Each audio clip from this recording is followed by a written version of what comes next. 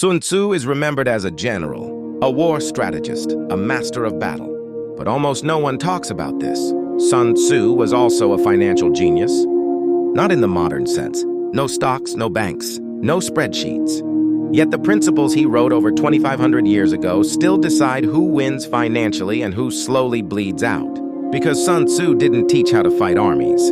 He taught how to win without destroying your resources. And that is finance. Sun Tzu said something most leaders ignore.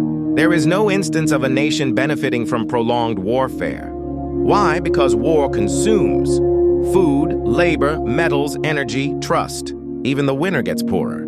Sun Tzu understood what modern economies often forget. The fastest way to lose power is to overspend it. That applies to governments, corporations, investors, even individuals. Victory that costs too much isn't victory. One of Sun Tzu's most famous ideas, the supreme art of war, is to subdue the enemy without fighting. This is not philosophy. This is cost management.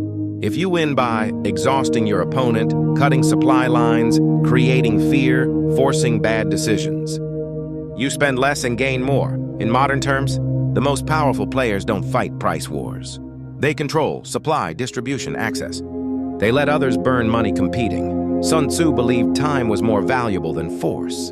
The longer a conflict lasts, the higher the cost, the lower the morale, the weaker the economy. This is why he favored speed, surprise, decisive action. In finance, time works the same way. Long exposure to bad decisions destroys capital. Slow losses are deadlier than sudden ones. Sun Tzu would never chase sunk costs. Sun Tzu warned rulers to calculate everything before action. Not just obvious costs, but hidden ones. Opportunity cost, maintenance, fatigue, dependency. Modern systems fail here. They count profits, but ignore fragility. Sun Tzu knew, if a system cannot sustain itself in pressure, it will collapse when tested. Sun Tzu famously wrote, "All warfare is based on deception." But deception isn't just about lying, it's about appearing weaker or stronger than you are. Financial giants do this constantly, understating intentions, delaying moves, forcing competitors to overreact. The goal is simple: make others waste resources, while you conserve yours. Sun Tzu never used the word debt, but he hated its effect. Debt forces extended conflict, delayed decisions, desperation. A commander who borrows future strength to win today loses tomorrow. Sun Tzu believed power must be renewable, not borrowed. That's a lesson many modern systems ignored. Sun Tzu's brilliance wasn't violence, it was restraint. He understood, power is limited, resources are finite, overextension is fatal. The best strategy is not maximum aggression, it's maximum efficiency. Sun Tzu didn't just write a book about war.